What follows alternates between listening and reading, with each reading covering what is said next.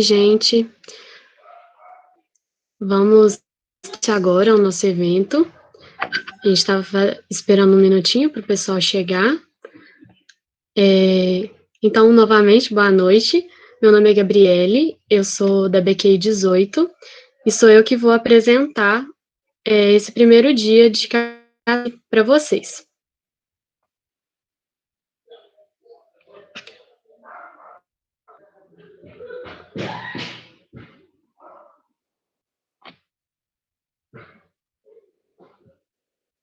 Vocês estão conseguindo ver o slide?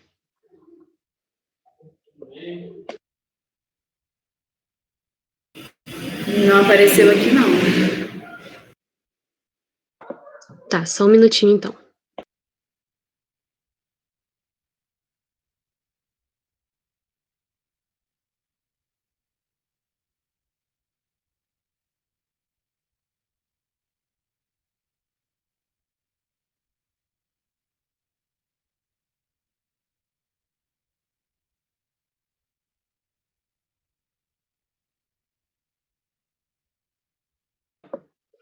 Bom, então vamos lá. Primeiramente, boa noite. Sejam todos bem-vindos ao quarto Catálise de Ideias, P&D e Controle de Qualidade. O bioquímico pode atuar na Universidade Federal de Viçosa, que é mais uma realização e ação do Programa de Educação Tutorial da Bioquímica. Bom, o Catálise de Ideias surgiu com o intuito de ser, em especial, para os alunos da graduação de Bioquímica e áreas afins, um espaço para exposição e conversas, por meio de um ciclo de palestras sobre uma das áreas de atuação do bioquímico no mercado para cada edição do evento. Na quarta edição, como já mencionei, será abordado diversas funções desenvolvidas pelos bioquímicos profissionais semelhantes na pesquisa e desenvolvimento de produtos e no controle de qualidade. O evento conta com profissionais em grandes empresas, que possibilitará a troca de experiências e a construção de um networking com os participantes. Esse ano em especial, haverá também um workshop com o tema Introdução a Sistemas de Gestão e Ferramentas da Qualidade. Nós pedimos as dúvidas que forem durante as palestras aqui no chat, uma vez que teremos um espaço no fim para que o palestrante possa respondê-las. Tudo bem? Bom, então, para iniciarmos nossas atividades, gostaria de convocar neste momento nossas primeiras palestrantes de hoje, Bianca Cristina Carvalho Reis e Maria Cecília Brandione de Paula. Ambas são formadas em Bioquímica pela Universidade Federal de Viçosa e participaram ativamente do PET Bioquímica da UFV. Trabalham na Biotec, Indústria e Comércio em Varginha, como de P&D, desenvolvendo reagentes laboratoriais de diagnósticos in vitro. Elas irão falar sobre diagnóstico in vitro, da ideia ao mercado. Sejam bem-vindas. Muito obrigada, Gabriele. Muito obrigada ao PET Bioquímica pela oportunidade de estar aqui falando, né? Só um minuto que a gente vai compartilhar a tela.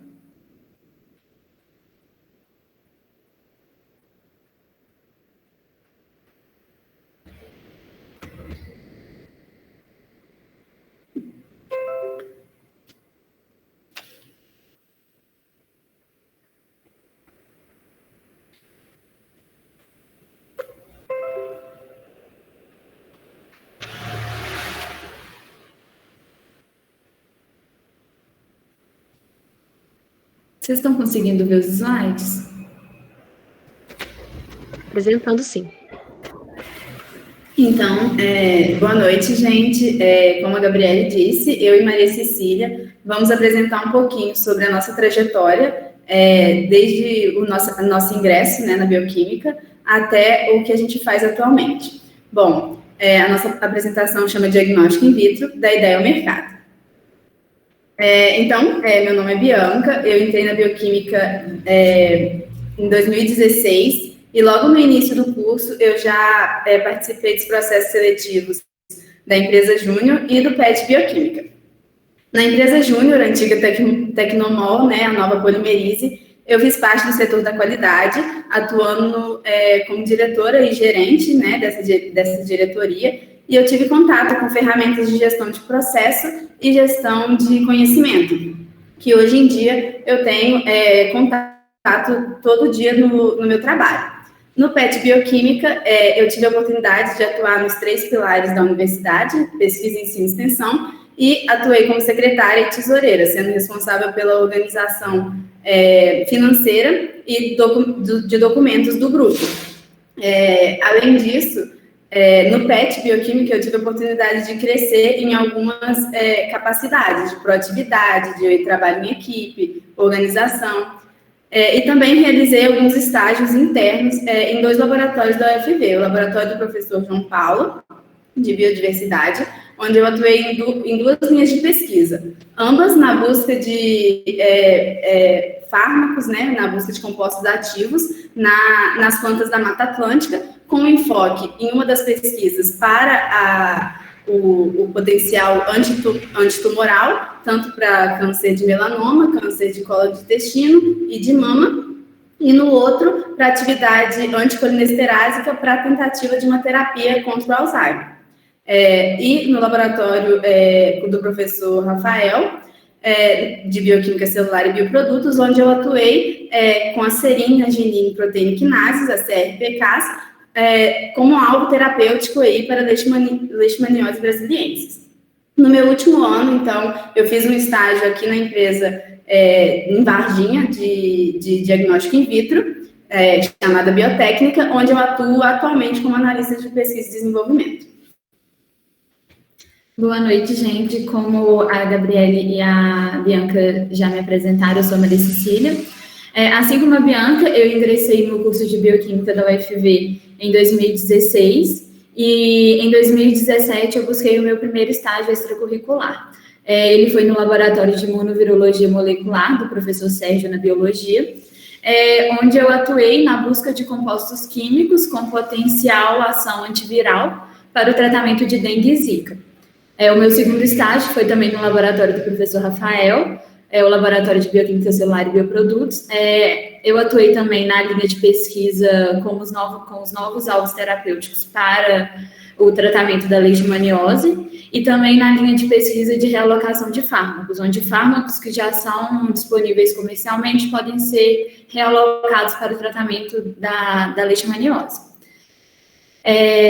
Eu fiz parte do PET Bioquímica também, eu atuei como coordenadora geral, onde eu tive a oportunidade de desenvolver também a questão da proatividade, do trabalho em equipe, mas também a comunicação, porque por causa desse cargo eu tinha uma atuação direta na comunicação do grupo com órgãos externos, e eu consegui também desenvolver capacidade relacionada à gestão de pessoas e processos gerenciais. No mercado de trabalho, eu comecei com o estágio externo, né, na biotécnica também, e atualmente eu sou analista de pesquisa e desenvolvimento na biotécnica.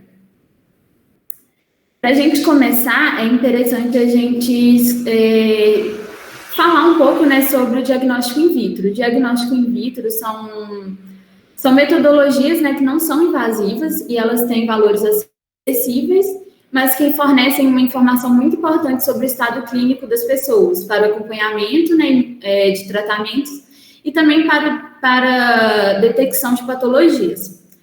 O diagnóstico in vitro ele pode ser dividido em 3 tipos, basicamente. O in-home, o primeiro tipo, são os diagnósticos de fácil execução, que podem ser realizados pelos próprios pacientes dentro de casa, ou às vezes muito rápido em alguma consulta. Esse tipo de diagnóstico em home, a gente tem acesso atualmente, a gente conhece alguns exemplos, como esses aparelhinhos de medir glicose, os testes de gravidez, que eles geram uma resposta de fácil interpretação. Então, qualquer pessoa pode fazer e interpretar.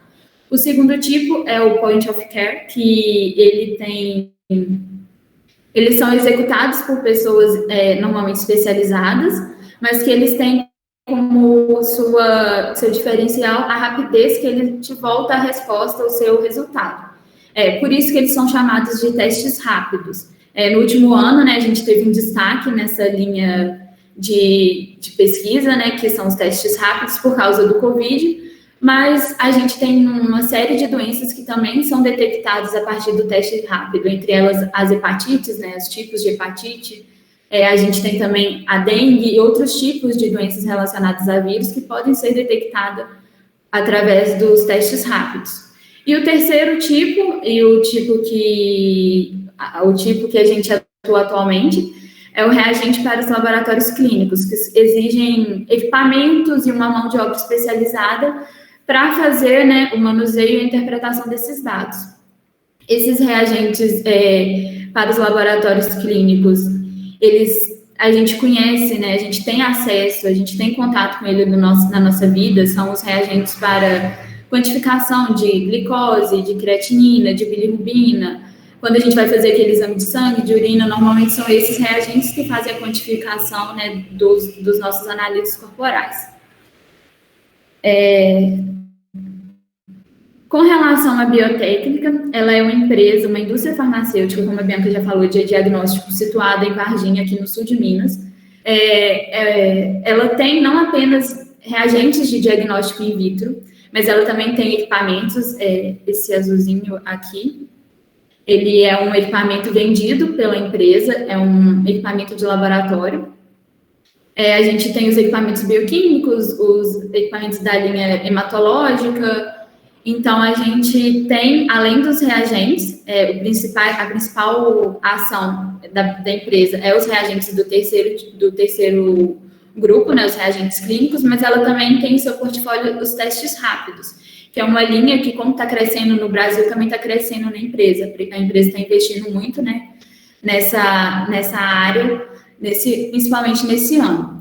Assim como todas as indústrias farmacêuticas, a biotécnica ela é regulamentada pela Agência Nacional de Vigilância Sanitária, a Anvisa, que através das suas normas regulamentam a parte de fabricação e de desenvolvimento da empresa, através principalmente de duas resoluções de diretorias colegiadas, que é as RDCs 36 e 16, quem tiver curiosidade, procurar um pouquinho, vai entender que as RDCs, essas duas RDCs, elas orientam como deve ser a fabricação, como que deve ser o peticionamento, né, o cadastro de um novo produto na Agência Nacional, e todo o desenvolvimento e produção é baseado nelas. E a empresa, ela tem como diferencial um setor exclusivo de pesquisa e desenvolvimento, que não é todas as empresas, não é todas as indústrias que possuem esse setor. Às vezes a empresa possui apenas um controle de qualidade, que a gente chama de CQ. A empresa, ela investe no setor de pesquisa e desenvolvimento, onde a gente está atuando hoje em dia. No P&D da biotécnica, atualmente nós possuímos 3 grandes eixos de pesquisa. O primeiro são os OEMs. OEM é uma sigla relacionada a manufaturas, não é nada específico da área de diagnóstico clínico, nem de indústria farmacêutica.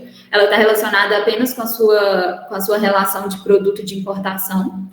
E é basicamente isso, são produtos, né, de outros fornecedores que a empresa importa, eles são testados, e assim que são aprovados, eles são revendidos. Só que para eles irem para o mercado com o nome biotécnica, eles passam por algum processo produtivo. Que pode ser um invase, né, ele chega em um grande volume e é fracionado, ou pode ser o preparo de algum tampão, de algum item que vai no kit, mas ele basicamente ele chega pronto para ser simplesmente distribuído. O segundo eixo são as melhorias, são produtos que já estão no mercado, que já são vendidos, mas que às vezes por alguma demanda eles precisam ser otimizados, né, reavaliados, ou apenas para questões de custo. Às vezes a gente precisa mexer na composição, algum produto saiu de linha do fornecedor, e a gente precisa mexer na composição desses produtos. Então, a gente torna a estudar esses produtos para que a gente tenha ciência de que essa troca de produto não interferiu no desempenho, na capacidade do produto final. E a terceira linha são os novos produtos. São produtos que vão ser fabricados na empresa e que depois eles são desenvolvidos para serem fabricados. São os produtos que a gente quer diferenciar o portfólio, a gente quer agregar valor comercial para que a marca ela consiga alcançar novos consumidores. Essas três linhas, elas possuem produtos que são qualitativos e quantitativos e que fazem a detecção do analito por imunoturbidimetria ou por reações bioquímicas. Dessas linhas, a gente, atualmente, eu e a Bianca, a gente atua basicamente, a maioria dos nossos projetos em produtos novos, produtos que a gente vai desenvolver para serem fabricados, mas também a Bianca, ela atua mais na parte dos OEMs e eu na parte das melhorias. Com relação à questão de quantificação, a Bianca, ela está relacionada mais com os produtos da linha bioquímica, enquanto eu estou mais na linha imunoturbidimétrica. Agora que a gente já contextualizou como que ocorre algumas partes do setor, né, de pesquisa e desenvolvimento da biotécnica, a gente vai passar para vocês os passos, né, básicos que ocorrem no desenvolvimento de um projeto. Desde o comecinho, de quando surge a ideia, até ele chegar na pontinha lá no consumidor. Como eu já comentei, o início de um projeto ele ocorre através de uma demanda, seja de novo produto, melhoria ou de OEM.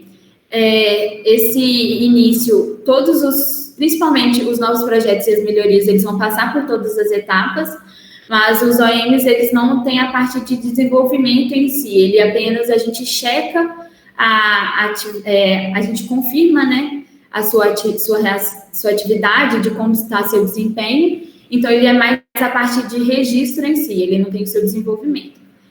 No primeiro mês, a gente faz um levantamento, né, de literatura em artigos, em patentes, do produto que tem a demanda. A gente precisa desenvolver um teste X do método Y. Então, a gente entra na literatura procurando sobre esses métodos, sobre como ocorre essa quantificação. A gente também procura em instruções de uso de concorrentes para ver como é que é o desempenho, como que eles estão, o que vai na composição deles, não que tenha todas as informações, porque não tem nem um terço das informações.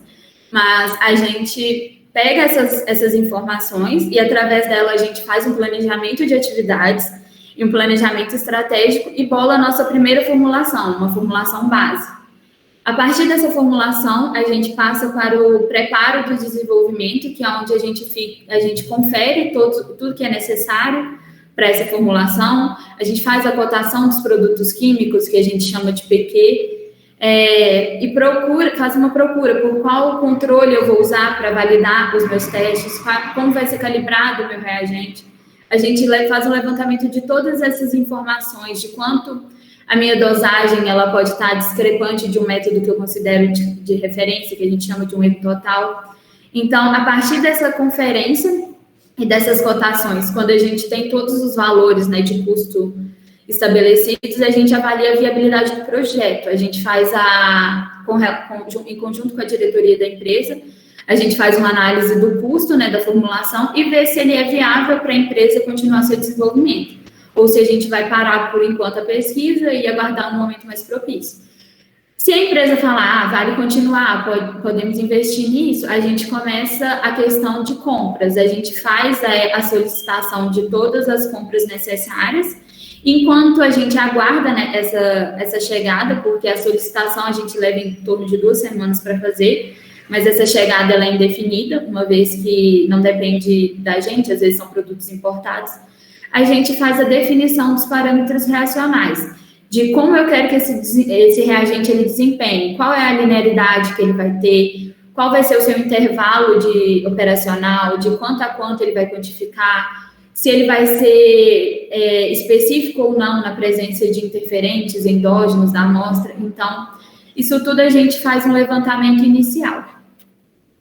Bom, continuando o raciocínio da Cecília, né? A partir do momento que a gente definiu a formulação base, foi aprovada, a gente fez as compras dos produtos, a gente espera os produtos e os kits chegarem na biotécnica. E aí, esse tempo, como ela disse, é indeterminado, porque não depende da empresa, e sim dos fornecedores. e dos trâmites legais e internacionais e nacionais.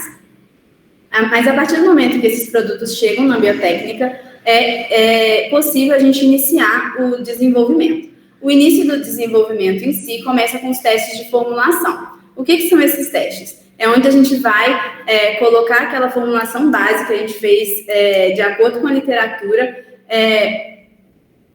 em testes para a gente avaliar o desempenho. E, basicamente, os testes que a gente utiliza são a exatidão.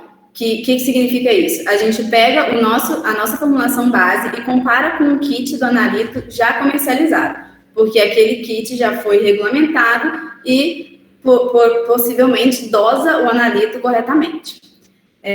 Além disso, a gente faz a linearidade, como a Cecília comentou, que significa qual o intervalo operacional que o seu reagente vai pegar o analito, né? Então, a gente leva em conta a faixa de referência e a patologia, quanto que aumenta, quanto que diminui, para saber qual vai ser o intervalo operacional do nosso reagente. Fazemos a sensibilidade, né, para ver se ele consegue diferenciar a água do seu analito, né, numa amostra que não tem o seu analito, ele consegue diferenciar que não tem. Além disso, também os interferentes, que é quando a gente coloca ele, a ver a resistência dele contra os interferentes endógenos, né, tem na amostra, por exemplo, os triglicérides, hemoglobina, quando a coleta é feita de forma errônea, bilirrubina, que já existe no nosso organismo, ácido ascórbico, tudo isso pode interferir em algumas reações. E também as estabilidades. Qual que vai ser o tempo de prateleira, né, do produto? Qual que vai ser a sua estabilidade até chegar no transporte, se ele vai aguentar a temperatura, né, até chegar nos laboratórios que eles vão atuar. E aí esses testes, eles levam em torno de 6 meses a 1 ano, o que diferencia é a complexidade, né, do reagente em si. Se é um analito mais tranquilo de ser desenvolvido, né, aí a gente consegue diminuir esse tempo, e quando é mais complexo, pode demorar aí cerca de 1 ano. A partir do momento que a gente fecha esses testes de formulação e consegue, né, uma formulação otimizada daquela base, né, a gente melhora as concentrações, troca alguns PQs para melhorar o desempenho, a gente vai novamente e reúne com a diretoria para a gente conseguir saber se é realmente viável para a empresa aquele projeto. Do jeito que a gente fechou a formulação, a gente consegue produzir? Então, a partir do momento que a diretoria aprova, a gente começa os testes de registro em si. E os testes de registro são basicamente os testes de formulação realizados de acordo com o protocolo, em maior quantidade, para seguir a legalidade, né, que, como a Cecília falou, a Anvisa preconiza. Então, a gente faz os protocolos pré-estabelecidos e realiza os testes. Os testes, eles demoram aí cerca de 3 meses, porque a gente não faz a estabilidade em tempo real completa para enviar para a Anvisa. Porque se a gente fosse esperar a estabilidade em tempo real completa, seria cerca de 2 anos. A gente realiza uma estabilidade que a gente chama de estabilidade acelerada, em que a gente coloca o reagente sob estresse e, através de uma equação de Arrhenius, a gente consegue descobrir qual seria o tempo real daquela menor quantidade, né, de tempo que o produto ficou ali sob estresse. Aí, então, a gente envia, aí a gente passa, né, para os protocolos, que são a parte burocrática do nosso trabalho, né? A gente preenche protocolo, preenche relatório, preenche as folhas dos testes que a gente fez, a ficha técnica e também a instrução de uso que vai junto com o kit, que também é o analista que produz. E aí a gente tem em cerca de 2 a 3 semanas para concluir isso, para que a gente feche todo o que a gente chama de dossiê, que é os documentos necessários para o peticionamento. E esses documentos, eles passam por uma conferência pelo setor de qualidade, para que eles sejam, para que ele consiga ser peticionado na Anvisa. A partir do momento que a gente peticiona, né, realiza o cadastro na Anvisa, a Anvisa, ela pede aí cerca de 90 dias para poder nos dar uma resposta.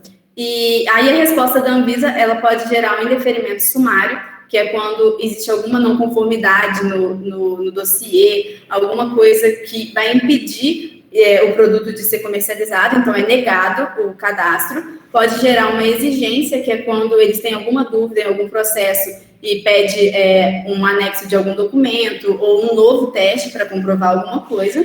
E a aprovação direta no Diário Oficial. São esses 3 tipos de resposta. A que a gente sempre espera é a aprovação direta no Diário Oficial. E aí, enquanto a gente está esperando nesses 90 dias, né, a gente começa novamente a preencher documentos que a gente chama de elaboração de transferência. O que seria essa transferência? É a passagem, né, das características do produto para os outros setores da empresa. Por exemplo, como que ele vai ser avaliado, a gente vai passar para o CQ, como ele deve ser produzido, a gente para o CQ, controle de qualidade. Como ele vai ser produzido, a gente vai passar para a produção. Como ele deve ser abordado com os clientes, a gente vai passar para compras e comercial, né? É muito importante a gente saber o diferencial do nosso produto, porque isso, no final, vai ajudar na venda, né? E aí, a partir do momento que a gente tem esses documentos preenchidos, saiu a resposta positiva da Anvisa, a gente faz a transferência propriamente dita. Então, o profissional, analista de pesquisa e desenvolvimento, faz um treinamento com os outros setores para passar todas as informações técnicas, né, traduzir esse conhecimento gerado no P&D para os outros setores da empresa. E aí, isso pode levar até um mês, dependendo aí do grau de complexidade do analito e do reagente. E aí, a empresa passa por uma pesquisa de demanda para ver se vai realmente fazer a primeira produção, né, do lote comercial. E quando tem essa demanda da empresa, né, tem clientes, tem nicho para ser vendido, a gente faz a produção do primeiro lote comercial. E o pesquisador, ele vai acompanhar esse primeiro lote comercial para poder ajudar nas características do produto, falar alguma especificação, detalhar a forma de preparo e realmente produzir junto com a produção, né, da empresa. E aí, nesse momento, o projeto que a gente iniciou lá na demanda, ele consegue sair da empresa, né, ser comercializado e começar a retornar aquele dinheiro investido e gerar, né, até lucros. E é nesse momento que a biotécnica ela começa esqueci o nome. Validação? Não, amiga. A publicação nas redes sociais, né, a divulgação, era essa a palavra. A divulgação do produto nas redes sociais. E aí é quando o pesquisador ele precisa escrever um artigo sobre o produto, fazer um vídeo para poder chamar a atenção para o produto. E aí a gente começa o início das vendas. Quando o produto já está fora da biotécnica, né, no mercado, já está com os clientes, ele retorna para a biotécnica. Pelo menos 3 lotes de produção retornam para a biotécnica, para que a gente possa fazer os testes de validação, que nada mais é do que a gente reforçar aquelas características de desempenho inicial. Ver se a produção em larga escala do reagente alterou alguma coisa no desempenho. Então, a gente tem que fazer esses testes. Os testes no P&D, eles duram em média 3 meses, mas a validação só termina quando a estabilidade em tempo real do reagente acaba. Então, ele pode gerar aí uns 2 anos. Daí, a gente tem o término dos estudos do P&D, quando a estabilidade em tempo real daqueles produtos produtos, né, lá de registro, eles acabam a estabilidade também, em tempo real. E aí, então, a gente tem uma revisão e liberação interna, que é quando a gente assina um documento de que todas as características, desde o início até o final, se permaneceram, e que a gente vai ali cumprir a conformidade daquele produto. Então, todos os produtos dentro da biotécnica, eles precisam ter um registro histórico, que é onde vai ser armazenado todo tipo de informação, todo teste que foi realizado, para que a gente possa nos resguardar, por exemplo, no caso da Anvisa fazer uma inspeção, né? E ela tem o direito de perguntar sobre qualquer produto que já tenha sido aprovado para ver se as informações estão todas ali mesmo. E a partir do momento que a gente tem, né, no caso das melhorias, que alterar o projeto, a gente também precisa refazer esse teste e anexar nesse registro. Então, é basicamente isso. Aqui nessa linha do tempo, a gente tem um resumo de tudo que foi dito e a gente consegue ver aí bem claramente que a partir da transferência do projeto, o produto ele sai do P&D, já pode ir para as ruas, né? E já pode gerar o lucro. E a gente vê que o P&D ele tá interconectado aí com todos os setores, desde a demanda, que geralmente é uma demanda que vem do comercial, da diretoria, até o fim do projeto. A gente passa pela produção, a gente passa pelo controle de qualidade. Então, o profissional P&D, do analista de P&D, ele está desde o início até o final do projeto, acompanhando todas as etapas e em comunicação com todos os setores.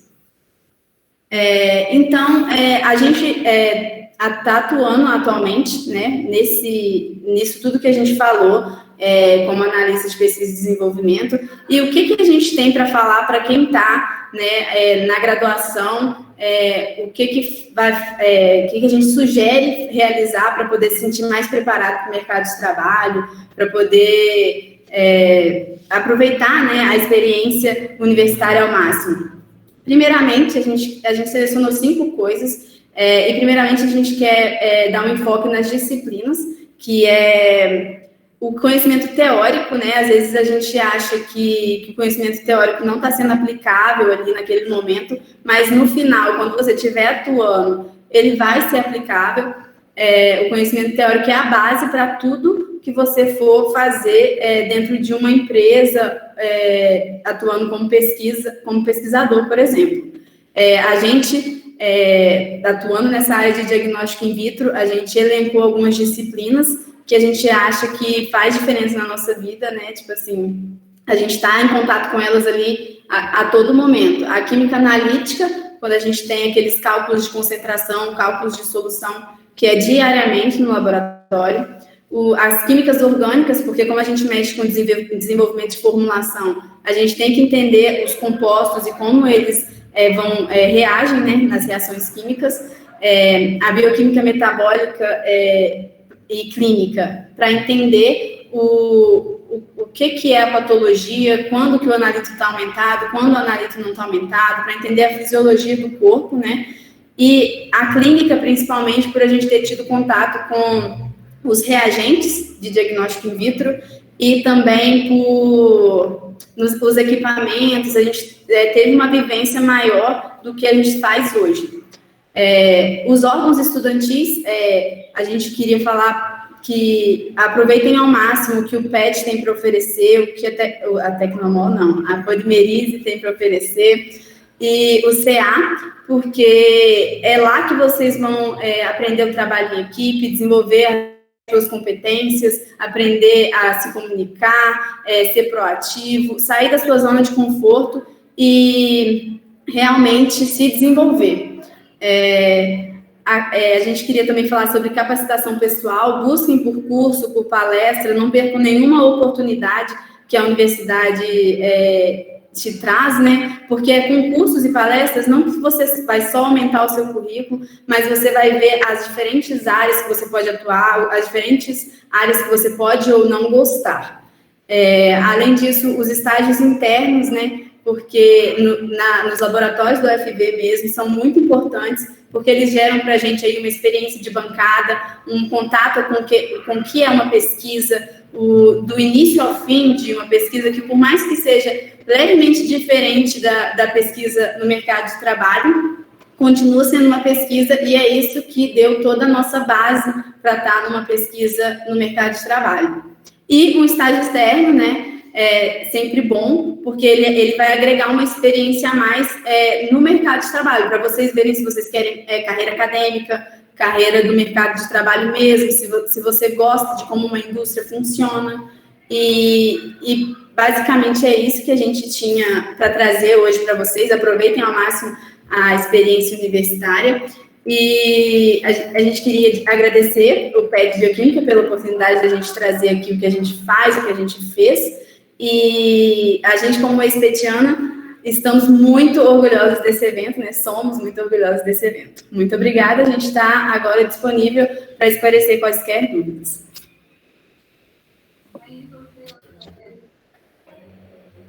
Muito obrigada, Bianca e Maria Cecília, pela excelente palestra. E agora nós temos espaço para as perguntas. Então, vamos à primeira pergunta. O Lucas mandou aqui no chat. Muita burocracia vinda da Anvisa? Então, a Anvisa, ela tem as suas regulamentações, ela tem as suas normas, mas não são tão burocráticas. Elas direcionam o que você deve fazer, elas são extremamente essenciais para a empresa, porque senão você ficaria perdido sobre como você vai conduzir, né, tanto o desenvolvimento quanto a produção, mas não chega a ser extremamente burocrático. Desde quando a gente entrou no estágio, todos os projetos que a gente teve contato foram aprovados. A gente não teve nenhuma relação com a Anvisa sobre questionamento.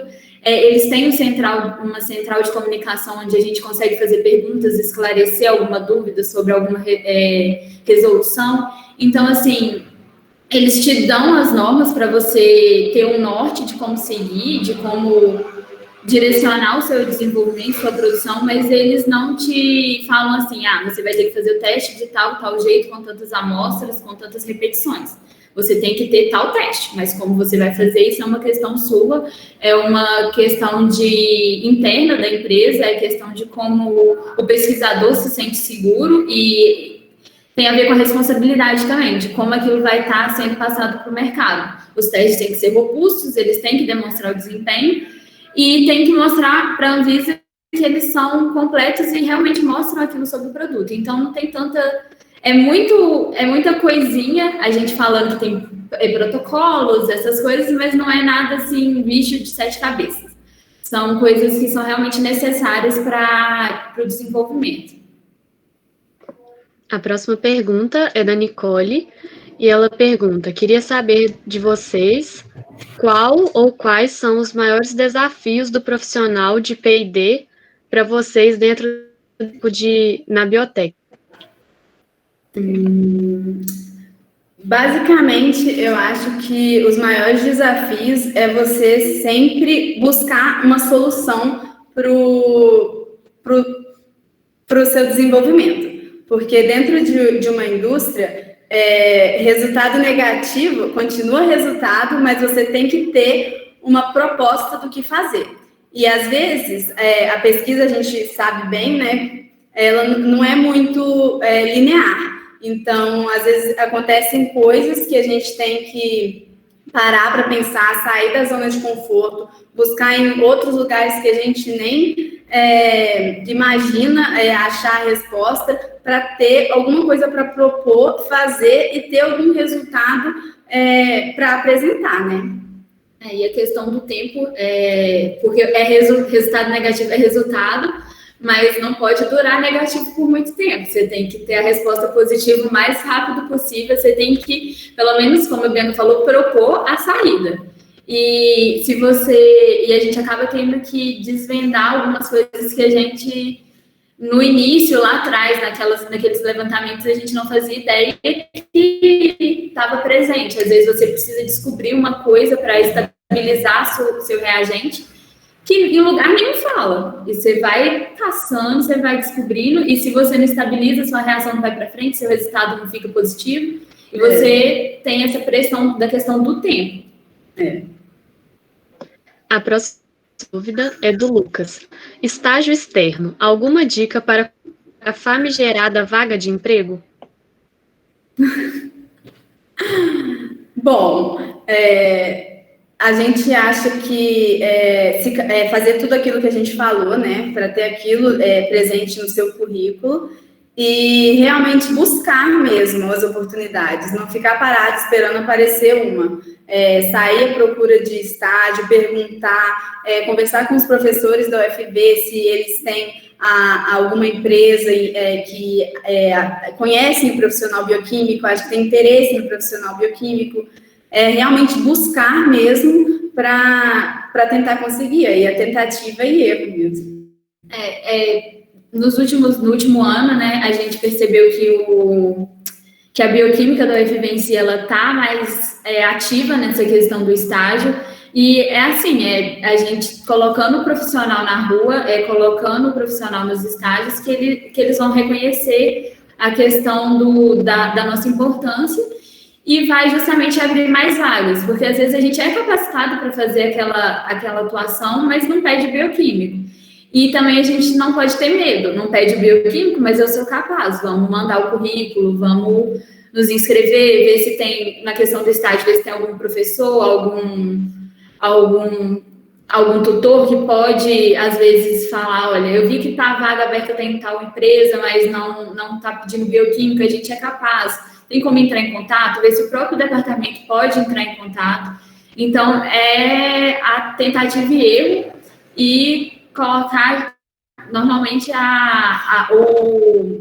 o departamento ao nosso favor, falar, ó, vamos procurar tal coisa, tem tal coisa aberta, ajuda a gente, é isso? E não desistir quando não receber uma resposta, não receber um não, porque a gente sempre tem que estar tentando ali mesmo se inserir no mercado de trabalho. Não é fácil. Eu mesma já mandei currículo para diversas empresas e não tive resposta, mas eu não desisti, continuei procurando até conseguir um estágio. A próxima pergunta é do Rafael. Qual é a parte do desenvolvimento que é mais trabalhosa? O estudo de legislação, desenvolvimento do produto, registro? O desenvolvimento, né, da formulação, os testes de formulação, na minha opinião. Porque ali você tem que realmente obter o melhor desempenho para o seu reagente, que ele tem que ser compatível com o mercado. Você conseguir um intervalo operacional que abrange a faixa de referência do seu analito, por exemplo, é bom, mas e os seus concorrentes, eles vendem muito acima? Porque isso também vai interferir. O pessoal lá na ponta vai querer o que tem o maior intervalo operacional, e não o que tem um valor operacional que está bom, mas não é o melhor. Então, a gente tem que estar sempre melhorando cada vez mais o nosso produto. Então, essa parte é mais trabalhosa, ela demora mais. Dependendo do analito, a gente só tem resultado negativo na semana, por exemplo. E a gente tem que ficar gastando nossos neurônios. É a parte da tentativa e erro que a gente falou. É no desenvolvimento da formulação que a gente tem que ir acertando. Então, como ela é mais extensa e ela gasta um pouco mais, né, do nosso raciocínio, da questão da nossa base teórica, e também acaba pegando um pouquinho de experiência, da troca de experiência, porque às vezes o que eu vi para o meu produto vai servir muito bem para o da Bianca. Às vezes o que não deu certo para o meu vai servir para o dela. Então, essa troca de experiência, essa parte do desenvolvimento é a que mais pega. Como eu falei, a questão tem burocracia, mas a burocracia, depois que a gente desenvolve, a gente tira ela de letra. O Rafael também perguntou. Vocês tiveram a vivência em laboratórios de pesquisa e agora na indústria. Quais as principais semelhanças e diferenças entre os dois? Eu acho que, com relação à semelhança, tá aquela questão de sempre estar buscando conhecimento externo, né? Não é só aquilo que a gente sabe que vai bastar para a gente está sempre buscando literatura, buscando trocar, né, essa experiência. É muito comum dentro de um laboratório aí na UFV a gente ter troca de discussão sobre artigos, sobre literatura. Então, a gente também tem umas trocas de discussão na empresa, então isso é uma questão semelhante, umas trocas de experiência. A questão de buscar, né, a questão de literatura, isso para mim é o ponto mais parecido. E mais distante é a questão do tempo. A gente tem que ter um produto, a gente tem que chegar em algum lugar. Então, para mim, e tem que chegar em um tempo que não possa demorar tanto. A gente não pode ficar 4 anos na mesma linha. A gente tem que ter uma ideia de quando a gente vai começar e de quando a gente vai terminar. E se a gente não terminou naquele tempo, por que você não terminou? Quais foram os obstáculos? Você conseguiu contornar esses obstáculos? Então, o diferencial está no tempo de entregar o produto final. E também na cobrança, né? Que, igual você falou, a gente tem a cobrança do tempo, a cobrança do resultado, e também a questão de que, às vezes, você chega no final, você tem uma formulação, que você sabe que ela poderia ser melhorada, você leu alguma coisa que pode melhorar a sua formulação, mas você já tem um desempenho bom, um desempenho compatível com o mercado, e a empresa não vai gastar o tempo dela com você pesquisando formas de melhoria de uma coisa que já está o suficiente. E na faculdade, né, na universidade, a gente busca todos os caminhos. Se a gente vê que pode melhorar, a gente tenta melhorar. Existe uma linha de pesquisa para aquilo. Então, acho que é mais ou menos isso. A próxima pergunta é da Isabela, e ela diz: como foi o processo seletivo para entrar na empresa? Então, o nosso processo, ele se deu através de uma entrevista. A gente teve uma entrevista com o gerente de produtos da época, ele era responsável pelo setor de pesquisa e desenvolvimento. Foi uma entrevista bem tranquila, a gente mandou, né, os nossos currículos para a empresa teve interesse, a gente teve participação também do professor Tiago, né, que ele tinha contato já com a empresa já conhecia o aluno bioquímico da UFV, porque já tinha uma aluna que tinha feito estágio, então, como eles já tinham conhecimento do profissional, através dos nossos currículos, o pesquisador, na época, ele fez perguntas para a gente relacionadas ao nosso estágio, aos nossos trabalhos que a gente tinha na empresa, sobre qual era o nosso conhecimento técnico com relação a alguns assuntos do estágio mesmos, e com relação também a como a gente era trabalhar em equipe, como que ficava. A gente teve uma conversa também com a questão do RH, né, falando sobre como que seria para a gente morar fora, porque, querendo ou não, Varginha é um ponto fora da curva, né, para a gente, porque a gente está longe demais de casa, mas é muito bom, né, essa oportunidade de poder, né, ingressar na empresa, poder estar no estágio, Então, mesmo sendo distante, a gente sempre mostrou aberto, né, essa possibilidade. Isso. A Gia agradece pela palestra e pergunta: a empresa contrata estagiários? Contrata a gente aqui, contratada. Já responderam, né? E o Pedro está perguntando: vocês tiveram algum treinamento específico lá dentro depois que entraram para a empresa? Sim, a gente teve treinamentos de boas práticas de fabricação, de gestão da qualidade, treinamentos de como manusear cada equipamento clínico, né, que, querendo ou não, a gente não tinha essa vivência. E um treinamento dos processos mesmo, o que a gente ia trabalhar. Não foi uma coisa jogada, a gente teve um acompanhamento para a gente entender o que a gente ia fazer, porque quando a gente chega da universidade para a empresa, a gente tende a ficar meio assim, o que eu faço agora, como que vai ser essa experiência, né? A gente fica um pouco inseguro, mas no final tivemos esses treinamentos e a gente conseguiu se adaptar. A próxima é da Luísa. Em algum momento, vocês sentiram que não dariam conta, que a bagagem da graduação não era o suficiente? Eu acho que foi no primeiro mês. Eu acho que, assim, no primeiro mês, na hora que viraram pra gente, o dono da empresa sentou com a gente em uma reunião, que a gente faz reunião semanal, toda semana a gente está com o dono da empresa, ele virou pra gente: as meninas já estão operando equipamento, né? Podemos dar produto para elas podem desenvolver o primeiro produto, dar um produto para cada. Nesse momento a gente falou assim: meu Deus, como que faz o desenvolvimento? Mas aí a gente trocou as ideias, a gente conversou, e como a gente teve um treinamento, a gente foi acompanhando também pessoas que já tinham experiência, a gente foi pegando um pouquinho dali, um pouquinho daqui, e foi dando conta. Mas tem hora que a gente para e pensa assim: meu Deus, para onde eu vou? Ainda tem isso, né? Tem. Que às vezes a gente olha para um resultado, a gente fica uma semana trabalhando numa coisa, chega na sexta-feira, chega na quinta-feira, véspera de reunião, e fala assim: não tem resultado, porque não tem nada positivo.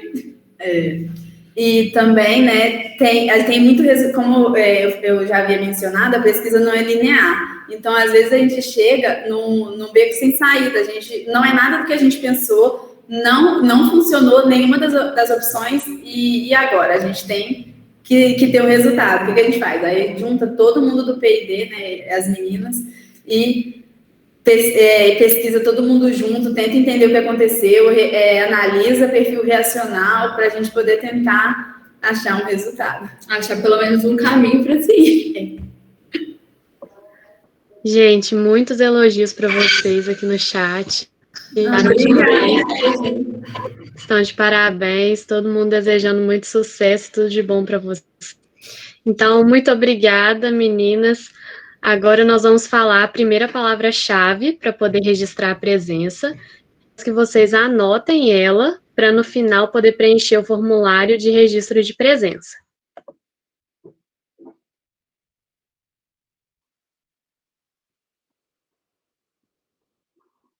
Já vai ser liberado aí para vocês. E aí nós teremos 5 minutinhos de intervalo e voltamos com a próxima palestra. Vai ficar um horáriozinho meio ruim, né? Para quem tem um pouquinho de ficar às 19h01. Mas é isso. E muito obrigada novamente.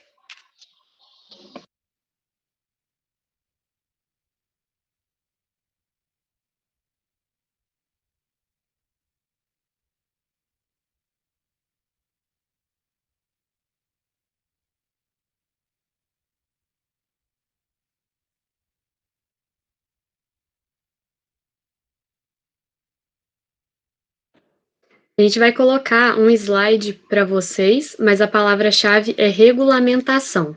Eu vou mandar no chat e vai ficar disponível também um slide para vocês no nosso intervalo. E a palavra é regulamentação, tá bom?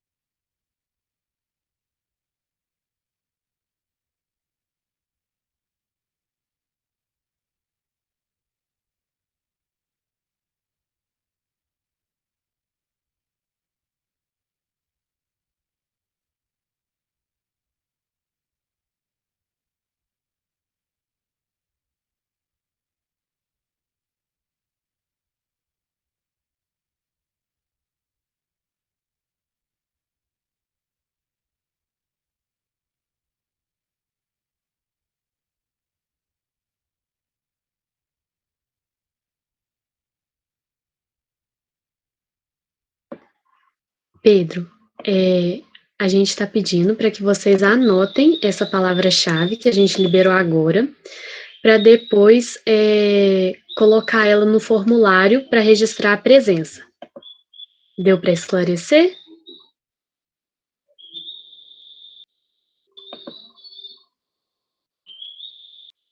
Deu sim, valeu. Por nada.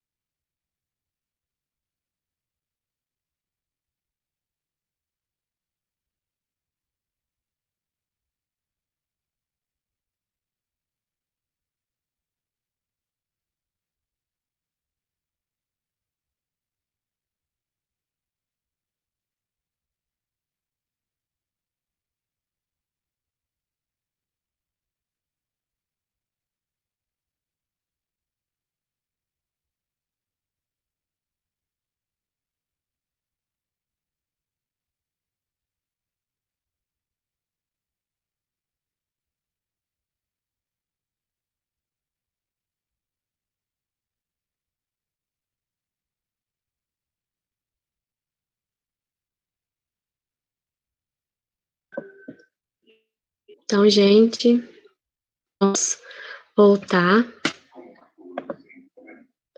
E para continuarmos a nossa programação, eu convido agora a palestrante Jennifer Pereira de Matos, graduada em Química pela de Cruzeiro do Sul, fez pós-graduação em Cosmetologia e Estética na Faculdade Oswaldo Cruz. Atualmente trabalha na empresa Ruby Rose Cosméticos como gerente de pesquisa, desenvolvimento e assuntos regulatórios, atuando na P&D de novos produtos cosméticos e todas as questões relacionadas à cadeia produtiva. Jennifer irá abordar sobre pesquisa e desenvolvimento de cosméticos, do briefing ao produto final. Então, seja muito bem-vinda, Jennifer. A palavra é sua. Boa noite, tudo bom? Muito obrigada. Vocês estão me ouvindo bem? Tudo certo? Tá sim. Tá ótimo. Tá, ok. Bom, já foi apresentada pela Gabriele, muito obrigada. Então, eu já vou iniciar, tá? Vou só abrir aqui a apresentação.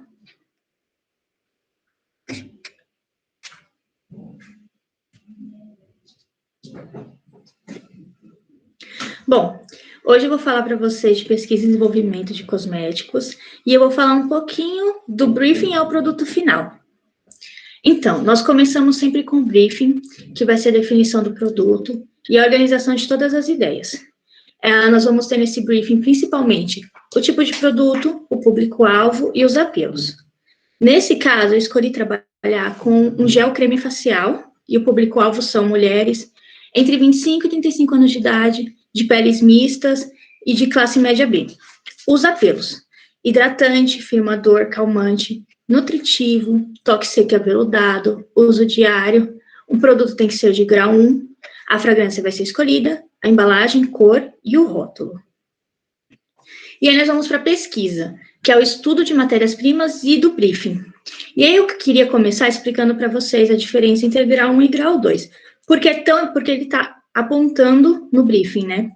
Então, o produto de grau 1 são todos aqueles que possuem propriedades básicas, as quais não precisam ser comprovadas inicialmente e não requerem testes também.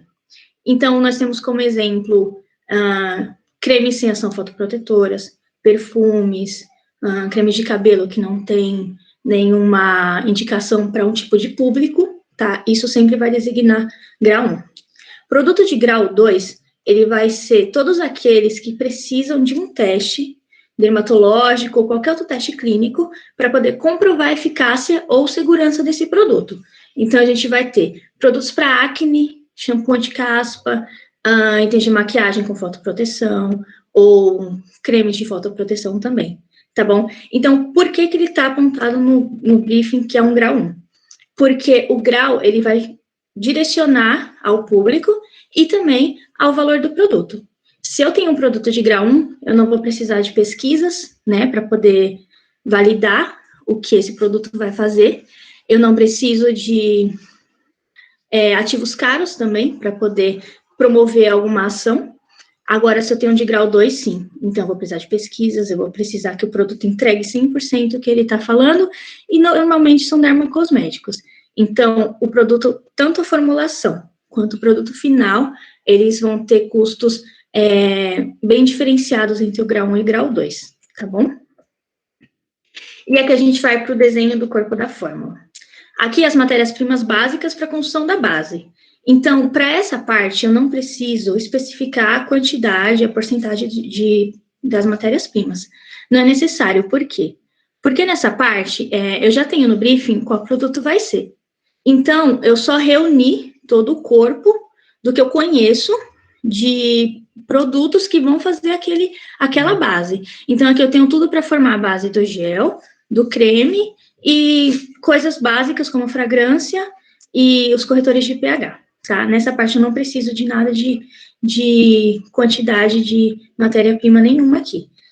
Agora, no próximo, a gente vai definir quais são as matérias-primas de apelo e essas matérias-primas de apelo foram pedidas no briefing. Lá no briefing, estava falando sobre que o produto ele tem que ser hidratante, ele tem que ser firmador, calmante, nutritivo, tem que ter um toque seco e aveludado. Então, como a gente está lidando com um produto de grau 1, o que deve se pensar também?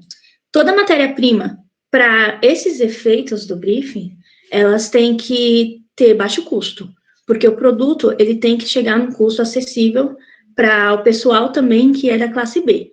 É diferente de um pessoal de classe A, que a gente vai por ativos super caros. Aqui não, aqui nós conseguimos o mesmo resultado, mas com ativos mais baratos. E também as porcentagens deles mudam bastante. E aí a gente vai ter o pantenol, a betaína, o extrato glicólico de pepino, isso para hidratação, e a vitamina E também. E ele tinha que ser firmador. Então, para firmador, eu coloquei o ácido hialurônico numa quantidade exata que não vai ficar muito caro, mas também não vai ficar sem ter um apelo, sem ter um efeito, né? Para calmante, eu coloquei a lantoína, como nutritivo, óleo de amêndoas, e como toque seco e aveludado, eu coloquei um silicone volátil, que também é uma matéria-prima muito super barata e também usada em na maioria das emulsões, né?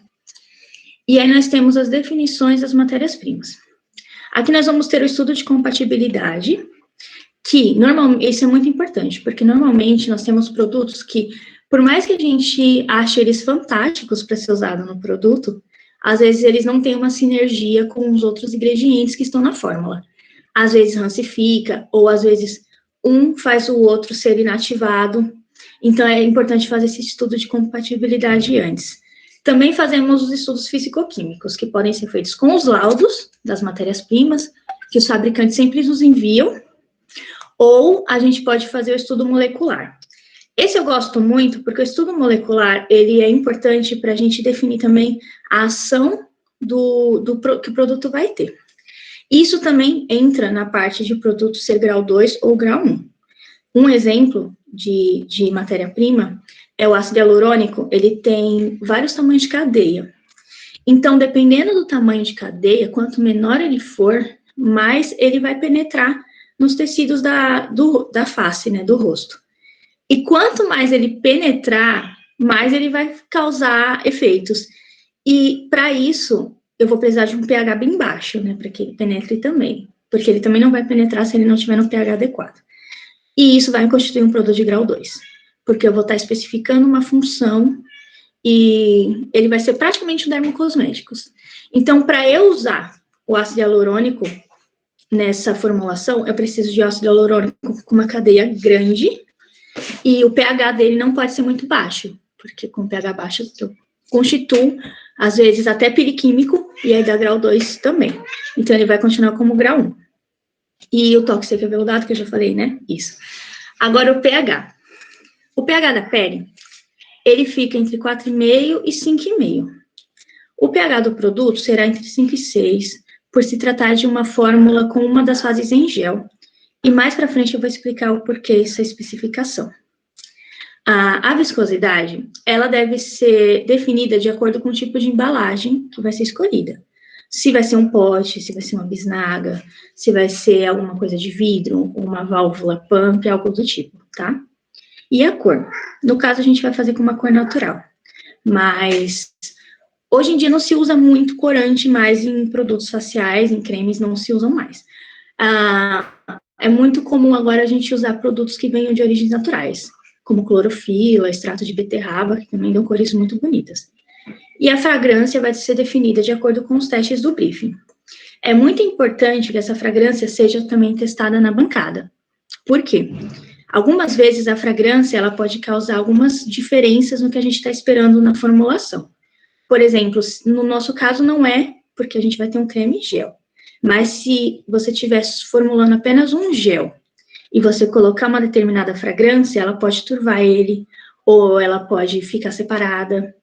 Então, é sempre bom a gente prestar atenção também na fórmula molecular que vai ter essa fragrância, quantos componentes dentro dela, é muito importante também. Tá? E aqui a gente vai falar sobre os conservantes. Ao formular um produto, é extremamente importante que seja levado em consideração o tipo de fórmula e o pH dela. Nesse quadro, a gente vai ter uma relação entre o produto, o pH dele e ao tipo de micro-organismo que ele está suscetível. Então, a gente tem aqui o shampoo ou emulsões, que é o nosso caso aqui. O pH entre 5 e 9. Ele está suscetível a gram positivo e negativo. Produtos para os olhos, por conta da mucosa, 5,9 também é o pH. Também está suscetível a gram positivo e negativo. Condicionadores com pH abaixo de 5, também é os mesmos micro-organismos. Os batons, eles estão suscetíveis a Staphylococcus aureus, bolores e leveduras, com pH de 5 a 9. Os talcos e os pós, eles estão suscetíveis a bolores e leveduras, com pH entre 5 a 9 também. É muito importante você conhecer a base que você está trabalhando, porque ela vai te dar a direção de qual tipo de conservante você vai precisar usar nessa base, tá? Ela vai definir o tanto de água livre que tem nela, é importante você olhar isso, não precisa fazer um cálculo, nada, mas você só precisa saber se tem água livre ali, e se tiver água livre, para que tipo de conservante você deve recorrer. Aqui, nós temos as principais características do conservante, para um bom conservante, né? Ele tem que apresentar um amplo espectro de ação em baixas concentrações. Uma das 3 principais matérias-primas que causam alergia, entre elas está o conservante. Então, por que esse tópico? É muito importante que ele esteja em baixa concentração para ele poder ser efetivo. E é muito importante que a ação dele seja muito boa para que a gente consiga usar ele em baixa concentração também, tá? Ele tem que ser efetivo em extensas faixas de pH, justamente porque se a gente, nós formuladores, a gente às vezes se apega a algumas matérias-primas, conservante principalmente, porque é muito difícil você achar um conservante que ele seja redondinho. Muitas vezes a gente tem que fazer misturas para poder ter a sinergia. Mas conservantes é um deles, eu me apego muito. Só que tem alguns conservantes que eu não posso usar em todos os tipos de produtos, justamente por isso, pelas faixas de pH. Tem conservante com pH mais alcalino, ele é inativado, ou com pH mais ácido. Então, é muito importante que o conservante ele tenha essa extensa faixa, porque aí você tem segurança de usar ele em todos os produtos que você quiser usar, que ele tiver espectro de ação nele, tá? Ele tem que ser compatível com os demais componentes da fórmula, para ele também não fazer como a fragrância, muitas vezes acontece, de ele separar, ou de ele turvar, ou rancificar também. Não afetar as características do produto, como cor, odor e viscosidade. Ter adequado coeficiente de participação óleo em água, de modo a permitir a concentração efetiva em ambas as partes. Essa parte é muito importante, porque a maioria dos cosméticos de skincare hoje são emulsões.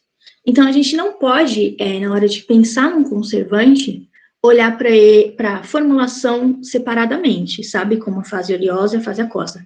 Não, a gente tem que pensar num todo. Então, o conservante, ele tem que agir nas duas fases, tanto na fase oleosa e na fase aquosa. Ele tem que agir muito bem com as duas já emulsionadas. É muito importante isso. Ele tem que inativar ou eliminar rapidamente os contaminantes, prevenindo a adaptação microbiana. Ele tem que ser seguro, ou seja, ele tem que ser atóxico, não irritante e não sensibilizante. Aqui a gente volta para o primeiro item. Se nós temos um conservante que tem amplo espectro de ação em baixas concentrações, então a gente já não tem muita preocupação com ele ser irritante ou sensibilizante. Ele tem que ser resistente a temperaturas variadas, porque tanto para o teste de estabilidade, quanto para depois ele ser fabricado e viajar todo o país para poder chegar nas lojas, se ele tiver uma distribuição nacional, ele vai passar por temperaturas bem adversas. Então, a gente precisa que ele seja resistente a essas temperaturas. No teste de estabilidade, a concentração do conservante deve ser mantida. É muito importante isso. Aqui a gente volta também no de cima, que ele tem que ser resistente às temperaturas. Algumas vezes, dependendo do conservante, quando a gente está analisando, fazendo teste de estabilidade, ao analisar se o conservante ainda está inteiro lá dentro, né, se ele ainda está com as características, às vezes ele se perdeu um pouco, às vezes a gente perde algumas porcentagens de conservante. Isso porque ele não é resistente à temperatura. Então, ele tem que ter estabilidade para grandes temperaturas e baixas também. Ele tem que ter um baixo custo, mas normalmente os conservantes são bem caros, conservantes de fragrâncias são muito caros, e ele tem que estar de acordo com a legislação vigente, que é a portaria de 79, de 28/8 de 2000. Gente, meu gato tá miando. Aqui é uma tabela que eu mostro o espectro de ação entre os conservantes e os micro-organismos. Aqui a gente tem um índice embaixo, tá? O rosa escuro é o forte, o rosa claro é o médio, esse laranjinho é o fraco e o branco é o nulo. Aqui eu não vou falar todos, mas a gente tem um exemplo. Eu amo esse conservante e muitas pessoas não sabiam que ele é um conservante, que é o álcool benzílico. Se vocês notarem, ele é forte para gram-negativas, ele é médio para gram-positivas e ele também é forte para fungos. Então, assim, ele é praticamente completo. O que falta aqui? Falta a gente colocar mais um para dar sinergia com ele, na onde ele não está sendo 100% eficaz, que no caso aqui é gram-negativa, perdão. Então, no caso aqui, a gente pode pôr quem está embaixo dele, o Bronopol. O Bronopol, para gram-negativa, gram-positiva, ele é médio, para gram-negativa ele é forte, e para fungos ele é fraco. Então, ele já seria perfeito, já seria uma sinergia perfeita. Eu já estaria cobrindo todas as áreas que eu preciso nesse produto, tá bom? Aqui é o corpo da fórmula. Após a definição dos apelos do briefing, é feita a inclusão das matérias-primas na formulação e os ajustes na quantificação de cada matéria-prima. Nessa parte, eu já tenho ajustado a viscosidade do produto, para qual tipo de embalagem vai ser. Então, eu já ajusto também a viscosidade na formulação, corretinha. Eu já tenho ajustado também tudo que eu vou precisar na minha formulação. Todos os itens que estão em rosa são as partes que eu acrescentei depois daquela primeira mostragem do corpo de fórmula. Então, eu tenho os hidratantes, os calmantes, os ingredientes nutritivos, os emolientes, que no caso é o ciclopentacioxane aqui na linha 19, que é o silicone volátil. Tenho o firmador, que é o ácido hialurônico, e os conservantes. Nessa formulação, por ser uma formulação de creme e gel, eu coloquei 3 tipos de conservantes para fazerem a sinergia.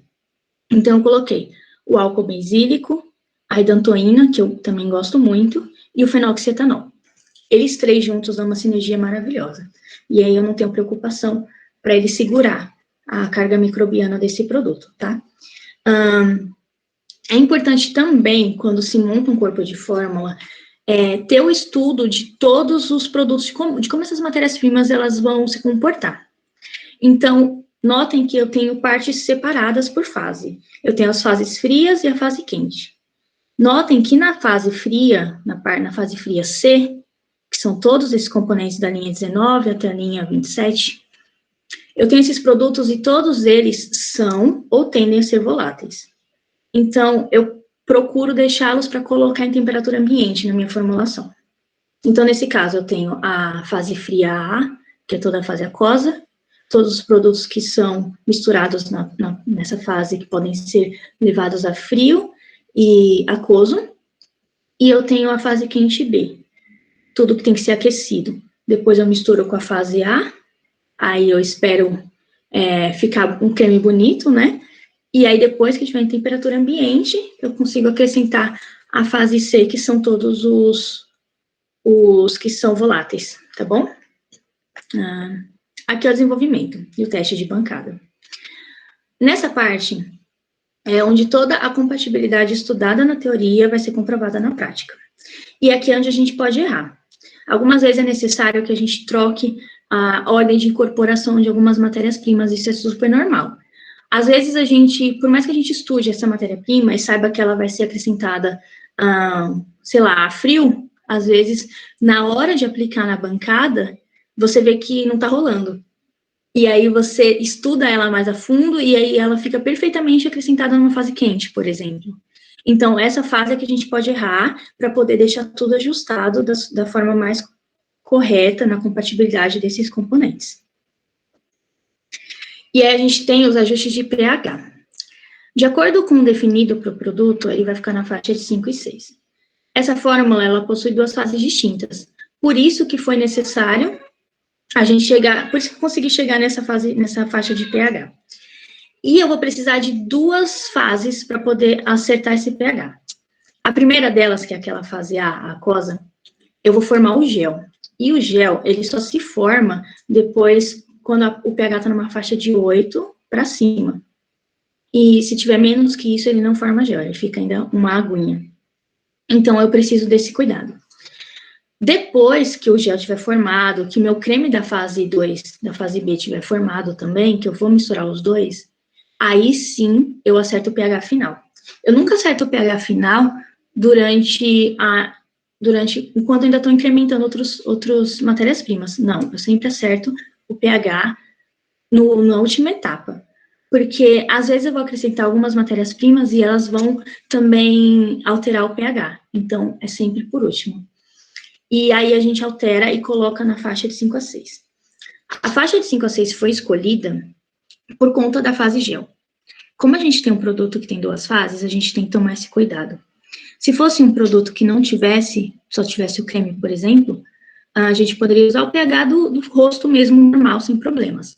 Só que aqui eu tenho que me preocupar em manter o gel intacto, com as propriedades dele corretas. Então, eu procurei deixar o máximo com pH 6.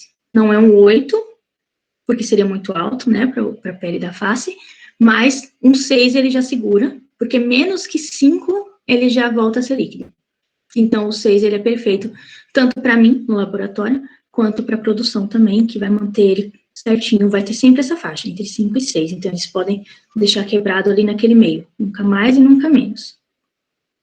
E as matérias-primas voláteis, como eu já falei, elas são incorporadas na temperatura ambiente, por conta da volatilidade delas. O sensorial. Depois, conforme for acrescentando as matérias-primas, o silicone volátil ele é o principal que vai ao sensorial. Nessa formulação, o óleo de amêndoas também vai ajudar bastante, mas o silicone ele vai ser o principal item. E é sempre interessante que nessa parte, nem sempre tudo que a gente imaginou que seria a quantidade correta de colocar, nem sempre está certo. Às vezes ele precisa de mais maciez, por exemplo. Então a gente pode voltar lá para a formulação e acrescentar mais silicone, e aí não vai ter problema. E aqui a viscosidade. É sempre muito importante aferir a viscosidade. A gente sempre afere a viscosidade inicial, e a gente verifica se ela está dentro do padrão do produto, só que tem um problema, dependendo da matéria-prima que for usar para poder gerar viscosidade, conferir viscosidade, ela vai demorar cerca de 24 horas para atingir a viscosidade real. Isso acontece muito com as ceras. Então, se eu estou formulando um creme com ceras, não vai adiantar, eu tenho que aferir a viscosidade inicial, mas aquela não é a minha viscosidade real. Depois de 24 horas que eu vou conseguir encontrar ela, porque é quando a cera, ela fica nas características ideais para aquela viscosidade, para aquela quantidade que foi acrescentada na formulação. E nem todas as matérias-primas que conferem viscosidade se comportam assim. Esse caso é principalmente para ceras, tá? A densidade. A densidade é a massa sobre o volume. Então, ela é muito essencial na hora da volumetria do produto no envase. Às vezes a gente tem um produto que ele é de 1 quilo, e a embalagem é de 1 quilo. E aí, quando você envasa, você já consumiu todo o espaço lá dentro, e aí no peso tem 800 ou 900 gramas. Isso acontece muito. Então, é muito importante, tanto para o P&D quanto para o marketing, pensar na volumetria, porque nem sempre a volumetria é igual ao volume. A volumetria não, a densidade é igual ao volume. Então, é sempre estar muito ligado na densidade para poder entregar de fato o que o produto está falando, a quantidade que você está vendendo para o consumidor. E a centrífuga. A centrífuga, inclusive, ela poderia vir antes da viscosidade, porque ela é essencial na hora do desenvolvimento. Quando eu faço o meu creme, quando eu já coloquei todas as matérias-primas, inclusive as voláteis, já aferi a viscosidade, pode até ser, ou eu já corrigi o pH e ele já está bonito, não teve separação, o que eu faço? Não vou mandar já para teste, não vou mandar já para o controle de qualidade, não. Primeiro eu vou mandar para a centrífuga, por quê? Às vezes, o creme está lindíssimo na nossa frente, mas quando a gente coloca na centrífuga, ele separa. Acontece de separar o silicone ou o óleo, e quando é base, base de maquiagem mesmo, com cor. Às vezes acontece de separar pigmento, batom também separa. Então, é muito importante que a gente leve isso para a centrífuga, porque nessa hora a gente vai ter ainda como corrigir. É muito mais fácil da gente levar logo depois de ter terminado ali na bancada, do que ter esse resultado bem mais para frente durante o teste de estabilidade. Então, tem que ser antes também. Claro que durante vai fazer, mas antes também é muito importante. Porque também a vibração durante o transporte, ela pode afetar a estabilidade da formulação. E isso acarreta na separação das fases, como eu falei, e compactação e suspensão, alteração de viscosidade, dentre outras coisas. E é sugerido centrifugar uma amostra a 3.000 RPM durante mais ou menos uns 30 minutos. Como a gente vai fazer na primeira vez no laboratório, 20 minutos já é o suficiente, às vezes até 10, porque ele já está bem quentinho ainda. Ele ainda não atingiu a viscosidade real. Então, se tiver que separar, ele vai separar mais rápido, tá? E aqui são os testes de estabilidade. Aqui nós temos os procedimentos. Os testes de estabilidade devem ser feitos na embalagem aprovada, que o produto será comercializado. Isso não é uma regra. Não é uma regra mesmo, porque às vezes nós sabemos qual vai ser a embalagem. Se ela vai ser bisnaga ou se ela vai ser pump, nós já sabemos, só que às vezes a gente ainda não tem ela em mãos. No laboratório isso acontece muito. Então, o mais importante é saber o material dela, quando não se tem ela em mãos, para fazer o teste de estabilidade com a embalagem mais próxima possível, porque ele vai ser vendido, comercializado naquela embalagem, então a gente tem que saber como ele vai se comportar também com o material. E é muito importante que a água do processo fabril esteja dentro dos padrões de cor, pH e condutividade. E outros padrões também, dependendo do tipo de produto e do tipo de fábrica que vai fazer os produtos, vai depender, cada uma vai ter o seu tipo de padrão quanto à água, tá? Aqui nós temos as temperaturas na hora do teste de estabilidade. Eu não vou falar tudo exatamente, porque essa parte é muito trabalhosa, mas os limites de temperatura, eles frequentemente são aplicados durante o desenvolvimento do produto, que são, na estufa, a gente costuma deixar o mínimo de máximo de 37 a mais ou menos 20 graus Celsius. O máximo que vai chegar na temperatura da estufa é 50 graus Celsius. E nessas condições, a ocorrência de alterações físico-químicas, ela é frequente e ela é até mesmo esperada. Portanto, os resultados obtidos devem ser avaliados cuidadosamente. Então, eu também, como desenvolvedora, eu tenho que estabelecer um padrão e um limite. Eu tenho que, às vezes eu coloco um creme na estabilidade e até 45 graus ele tá ok. A 50 ele começa a separar. O que eu tenho que fazer? Esse creme não passou? Não. Eu vou tirar ele da minha estufa, vou deixar ele esfriar e ficar em temperatura ambiente. Se ele ficou em temperatura ambiente e ele voltou com as características originais dele, como eu esperava, se ele tá bonito de novo, então eu posso continuar com ele. Porque, querendo ou não, nós não vamos atingir essa temperatura aqui no Brasil de 50 graus Celsius. Claro que se for uma empresa que vende para território nacional, ele vai passar dias, semanas num caminhão super quente e pode chegar a essa temperatura. Mas se você conferiu e você tem a certeza de que ao chegar nessa temperatura, mesmo que mude um pouco as características físico-químicas dele, ele vai regredir, então não tem problema. Aqui as temperaturas baixas. Os limites das temperaturas mais utilizadas durante o desenvolvimento são 5 a mais ou menos 20 graus Celsius na geladeira, e no freezer, menos 5 a mais ou menos 20, ou menos 10 a mais ou menos 20. Como aqui no Brasil a gente não tem um frio tão rigoroso, então menos 5 já é maravilhoso de se trabalhar. Talvez fora do país, com certeza fora do país, mais 10 a gente pode usar sim para poder fazer a estabilidade. E também tem a exposição à radiação luminosa.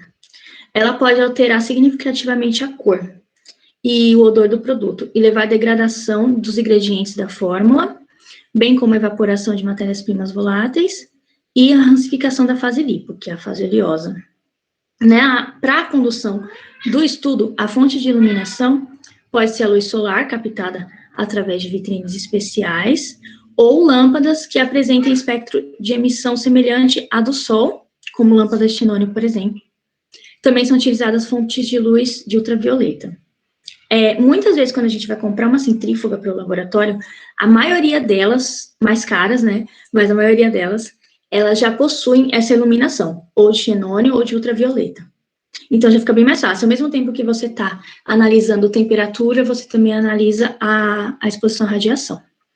Também é muito importante que se tenha na fábrica ou no laboratório 2 tipos de prateleira diferente, que vai ser um diretamente exposto à luz solar e um que só esteja no ambiente onde tem a luz solar. Porque a gente precisa que esses produtos, eles tenham esse contato com a luz solar direto e indireto, para a gente analisar como ele também vai ficar, porque nós não sabemos como vai ser a vitrine de cada loja que vai expor esse produto. Então, a gente precisa estudar todos os detalhes para garantir que ele não vai sofrer nenhuma mudança físico-química. E os ciclos de congelamento e descongelamento. Nessa condição, as amostras são armazenadas em temperaturas alternadas e em intervalos regulares de tempo.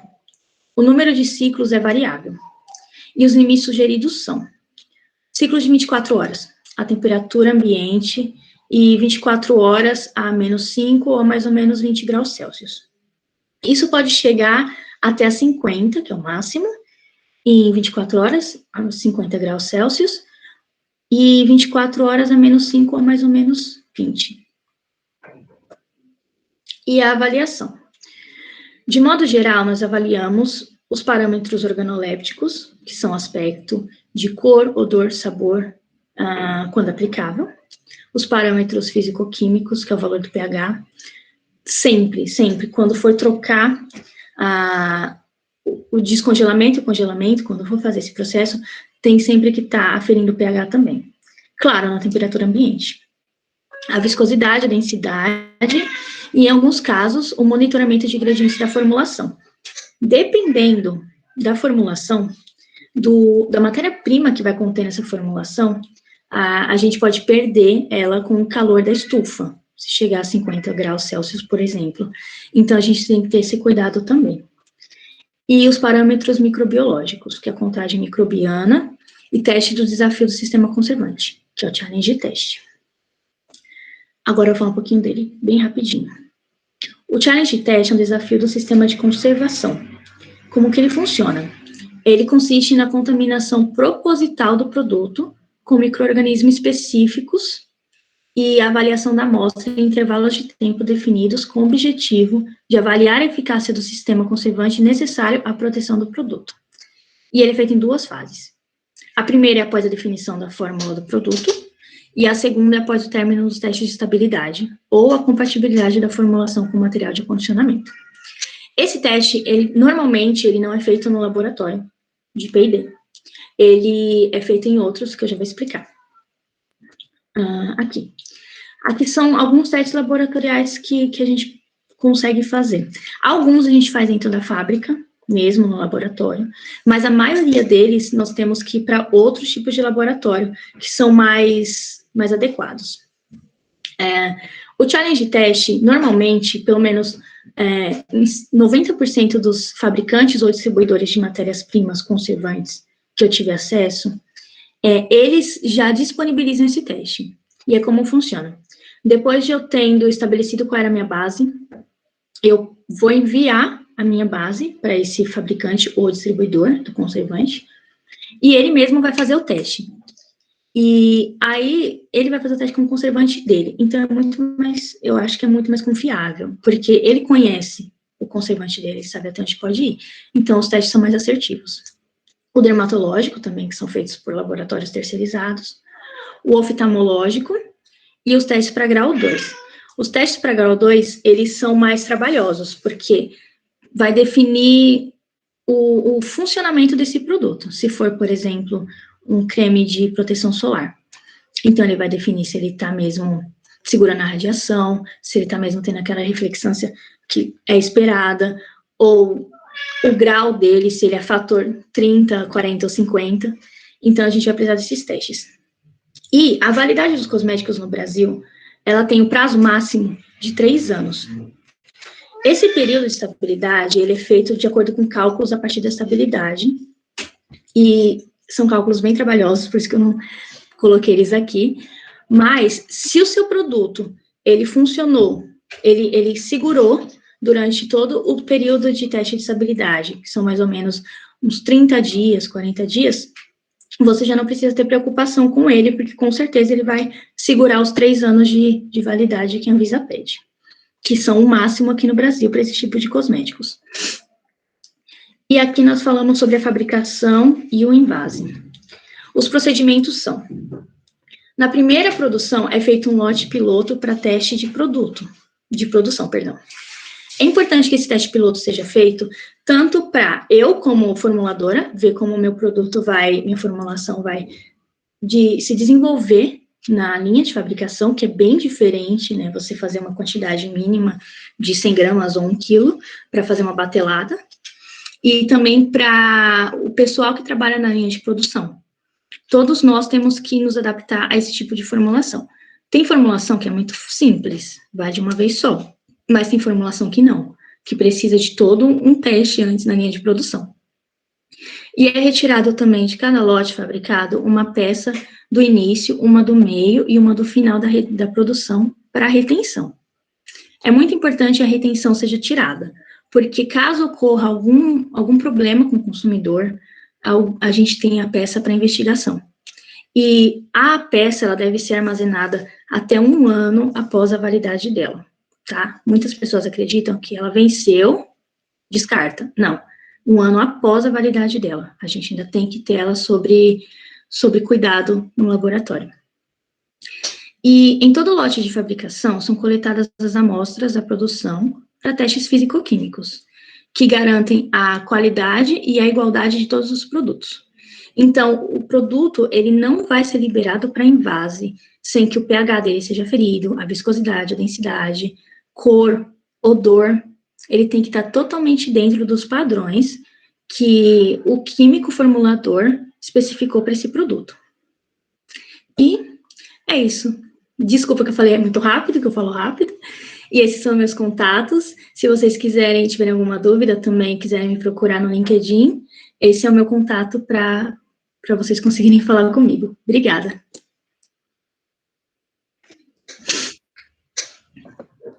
Muito obrigada, Jennifer, pela excelente palestra.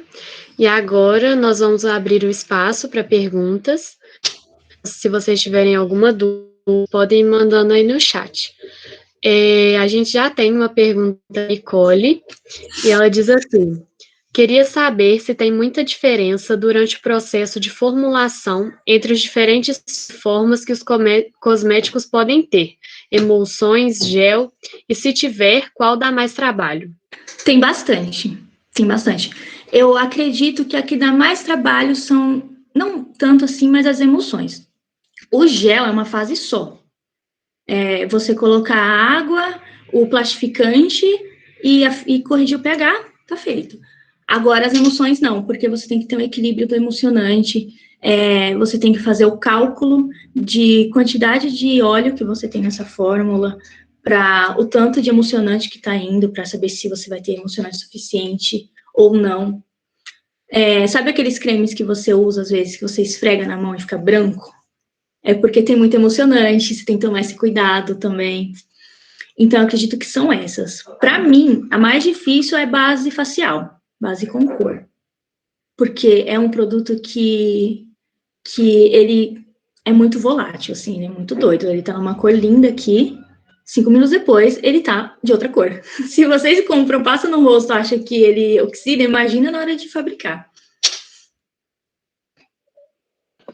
A Nicole de Paula também quer saber se as fragrâncias podem afetar ou modificar muito as formulações.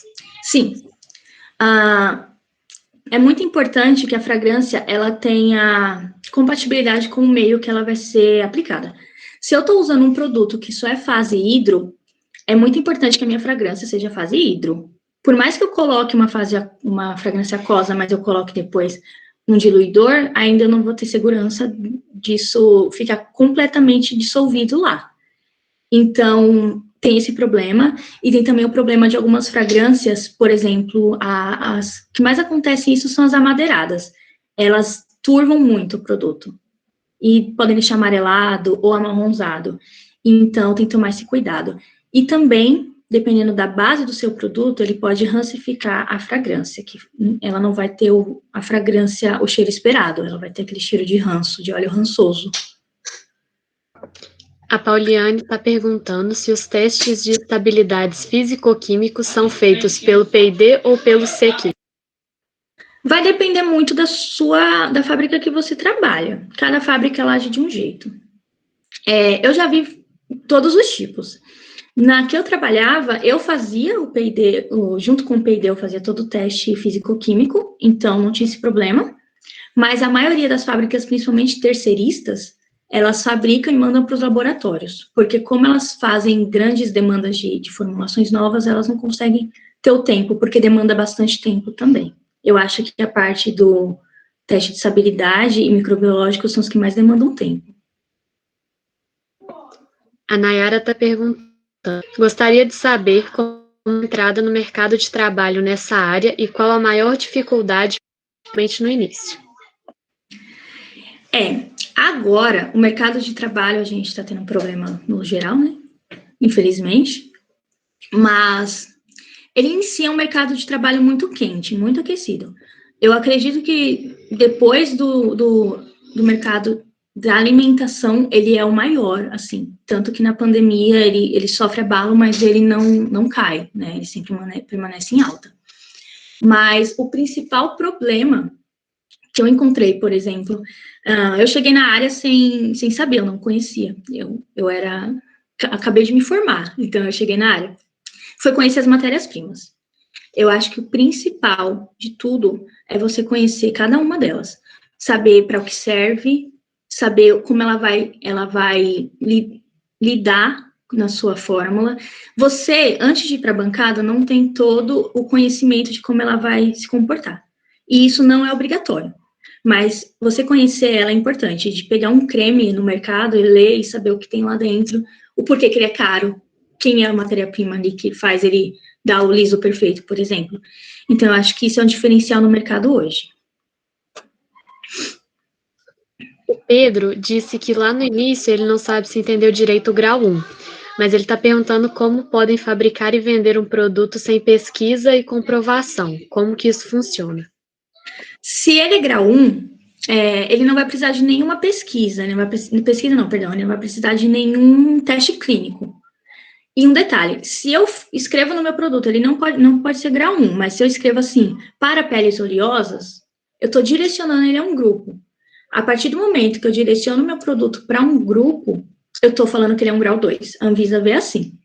Às vezes eu posso ter uma matéria-prima de grau 2, que a Anvisa não reconhece, e eu posso colocar que ele auxilia na oleosidade, ele já não vira grau 2 por causa do auxilia.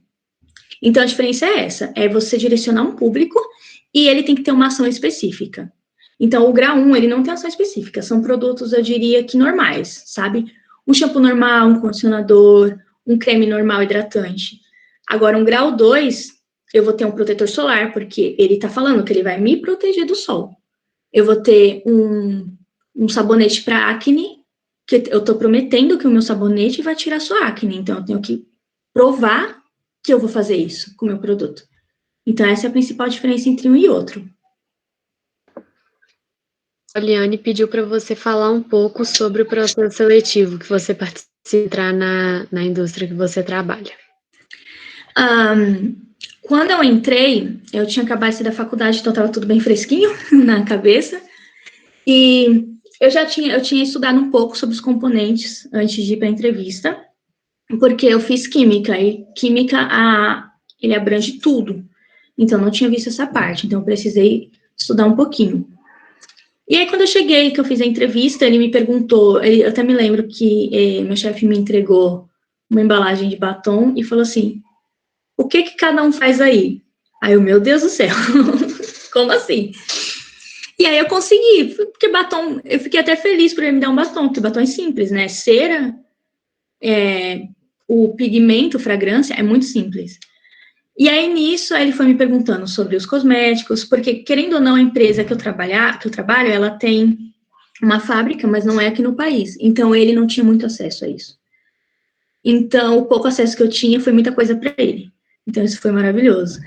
Mas, depois disso, aí eu tive que aprofundar mais.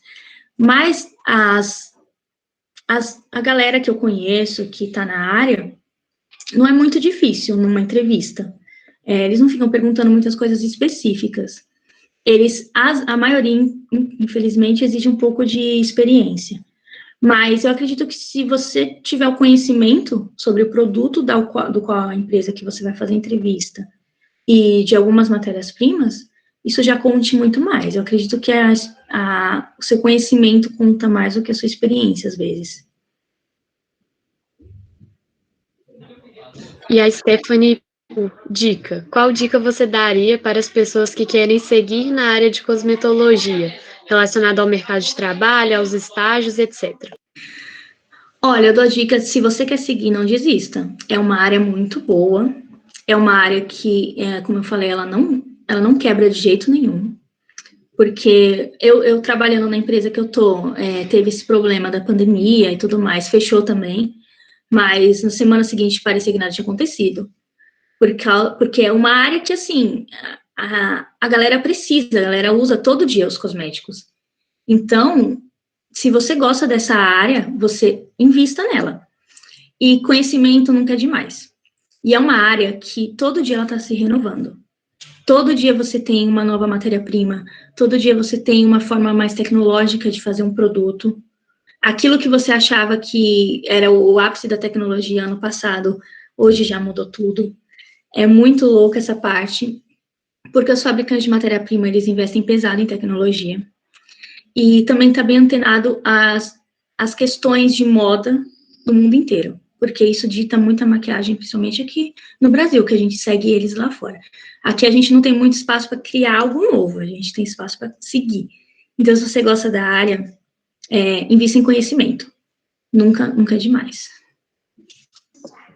Jennifer, você falou sobre água livre. Eu fiquei um pouco na dúvida sobre como que é isso, porque então a água livre não é a água total e nem a do produto, né? Não. A água livre, por exemplo, eu faço um creme, e aí eu sei que ele tem uma quantidade de água muito grande. Por exemplo, eu tenho, sei lá, 80% de água. Então, eu sei que para o que eu vou emulsionar, para o que eu vou conseguir segurar ali, vai ser pelo menos metade disso. Então, eu vou ter uma parte de água livre bem grande, que é aquele produto que quando está no calor, ele dá uma suadinha, aquilo ali é água livre. É água que não emulsionou toda. Então, eu tenho que tomar esse cuidado. Em resumo, todo produto que tem água na composição, ele vai ter água livre.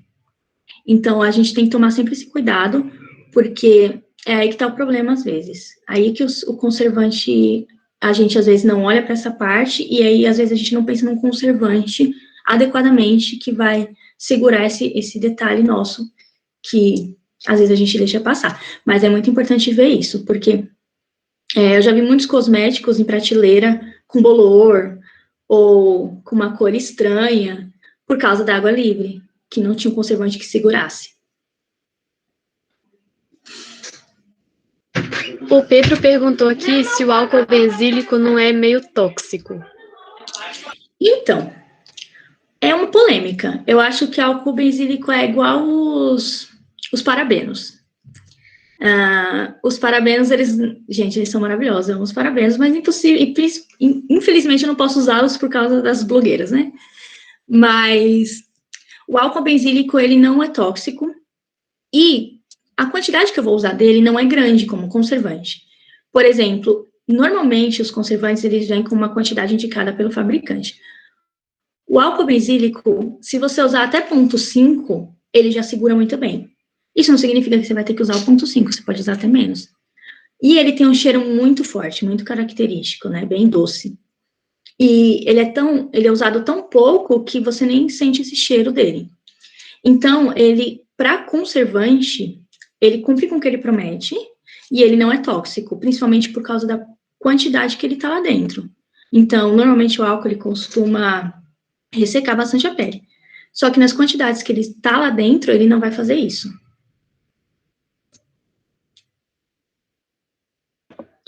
Entendi.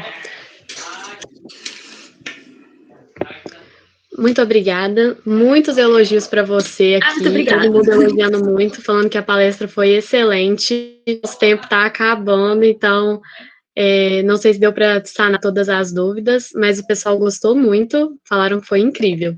Muito obrigada, então, gente. Muito obrigada, Jennifer.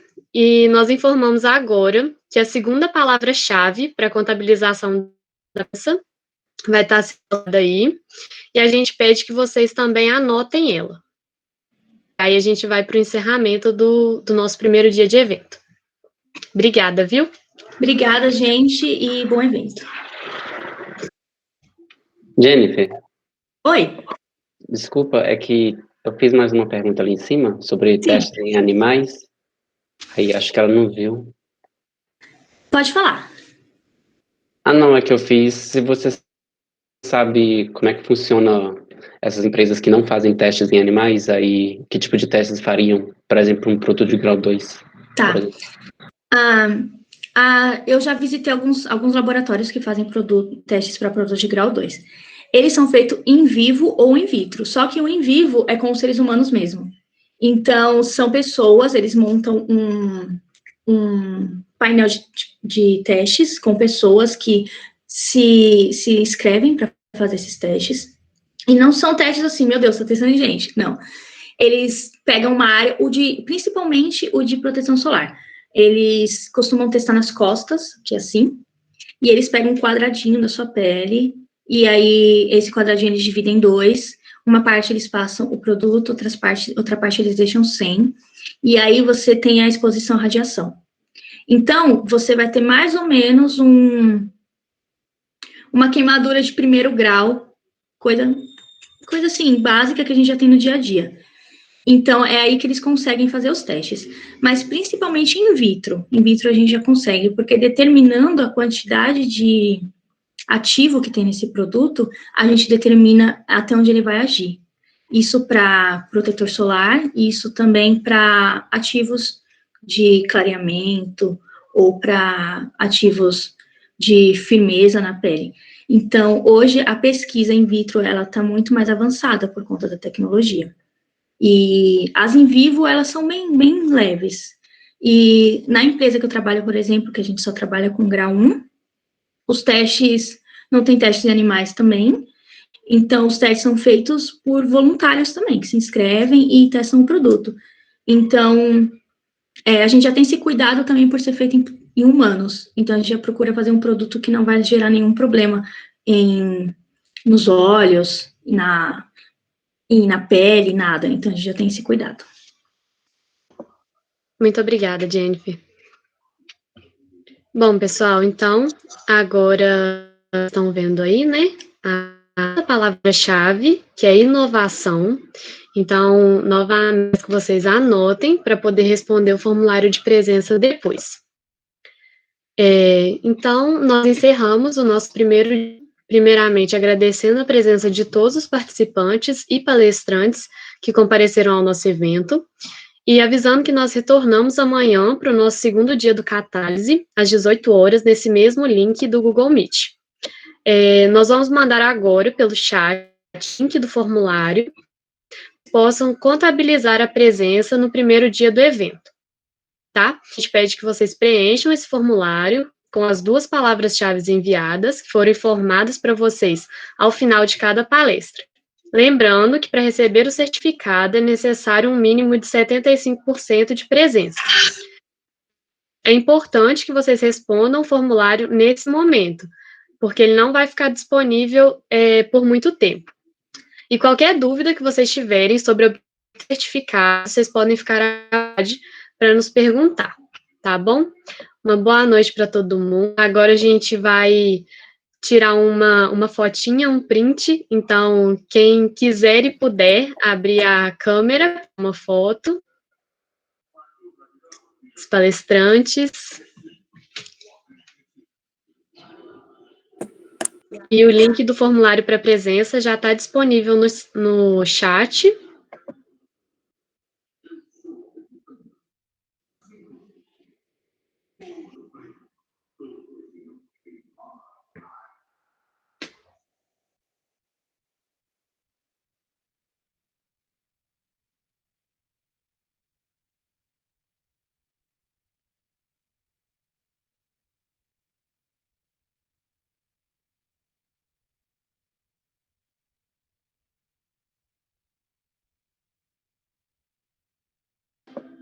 Lindíssimos e maravilhosos. Gente, boa noite. A gente espera vocês amanhã. Muito obrigada por esse dia de evento. Foi incrível. E é isso, até amanhã.